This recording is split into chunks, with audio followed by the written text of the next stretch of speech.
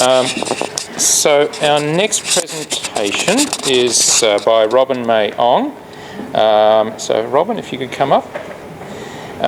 So Robyn's doing a Bachelor of Arts majoring in Screen Arts.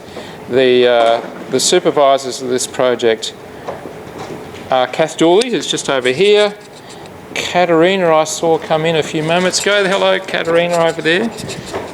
You'll also see Katarina on the big screen a little bit later.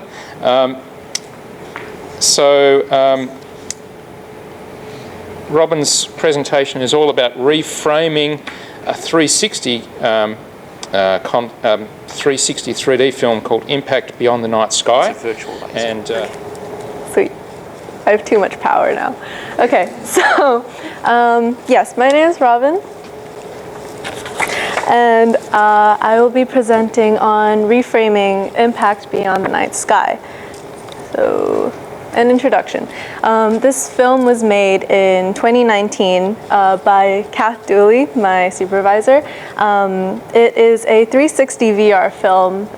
It's a documentary. It's a short documentary, actually. And it documents Dr. Katarina's research into impact processes on the moon and Mars. This film, because of its educational background, we wanted this film to reach bigger and broader audiences, which is why we made this project.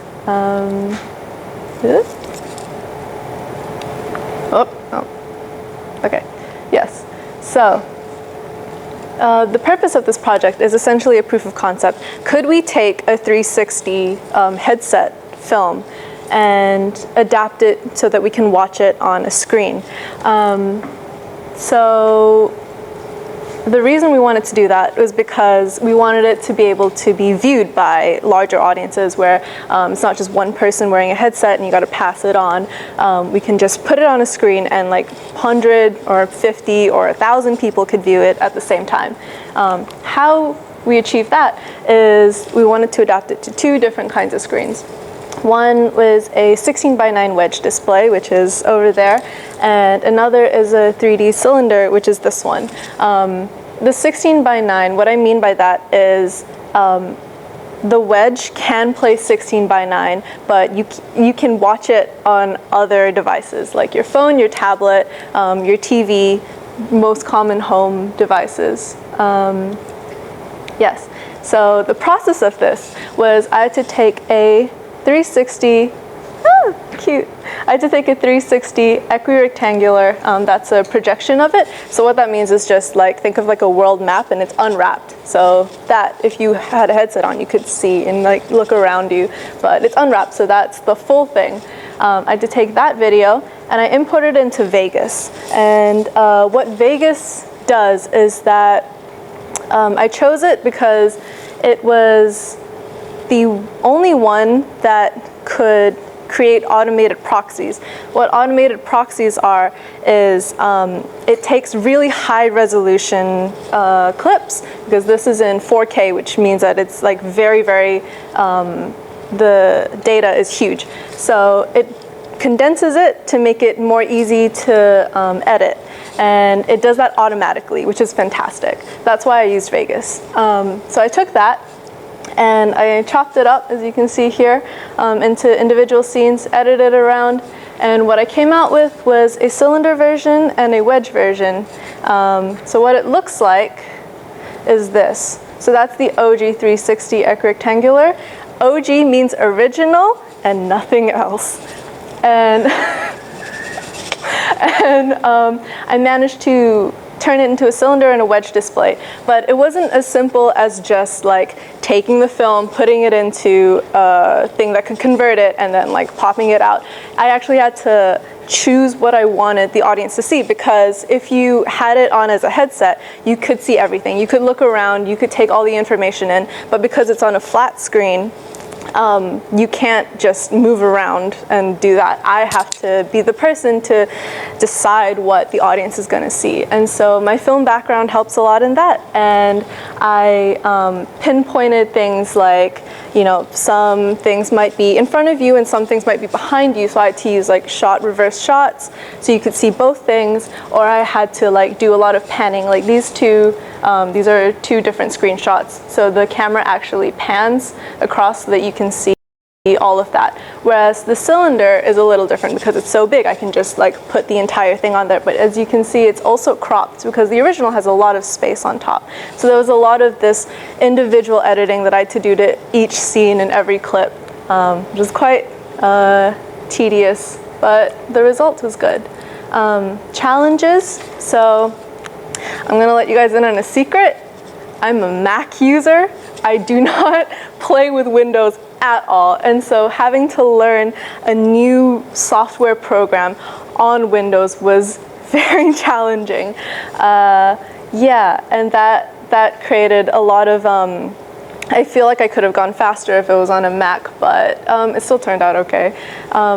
The proxies, as I explained before, because they cause such low resolution, it took a lot of multiple exports because I couldn't really see the finer details of what the video was looking like. It like still lagged a little bit, and it was very hard to be able to tell like how the 3D was working and if my clips, like if I'd accidentally cut someone out of the image or something. So I think I exported it like almost half a dozen times before it worked. And exporting takes a very long time. It can take up to like 2 hours per video to export. So that's a lot of hours. And yes, so because I had already defeated these two massive giants of the cylinder and the wedge, I decided I would take a little side quest and challenge a cyclops, which was this dome. And it didn't go so well, I'll be honest. It was a little difficult because of the way that the dome is shaped, because of its curvature. It was very hard for me to kind of unwrap it and warp it in a way that would still make sense and not look distorted. And it's also harder because like with the cylinder, it's very wide. You can see a lot of things. I don't have to like move you around too much. And with the wedge, it's just like watching, a TV. So I can move you around and you won't get sick. But with the dome, because it's not as wide, but it is very large, if I pan to things or suddenly move to a different clip, it can cause a lot of disorientation and nausea. So that was very difficult in trying to adapt it for one. And I honestly didn't have a lot of time, so I worked on it in about a day. You will be able to see this version, so feel free to have a laugh. I recommend the cylinder though, because that one is the best one.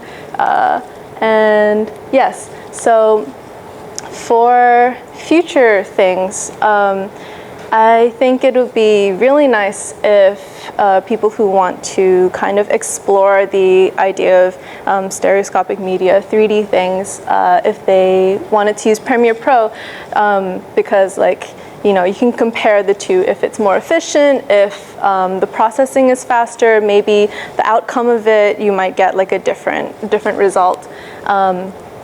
Also, I think it would be handy because Vegas is actually Windows only, but if you were to use something like Premiere or other Adobe software, you can actually port it between Mac and Windows. And so like if it's stored in the cloud, for example, you can drag it from, let's say you've been working on a Mac, you can go to a Windows, you can drag it from the cloud and just pick up where you left off. So in that case, you can work from essentially any office if you wanted to, which is really nice.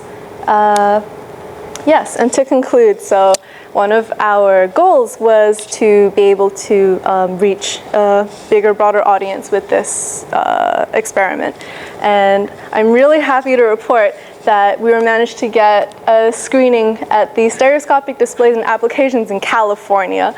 So I think that's really great. And I think it showed to like a whole theater of people. And it was definitely a highlight. I think everyone's really happy that happened. And I'll take your questions now.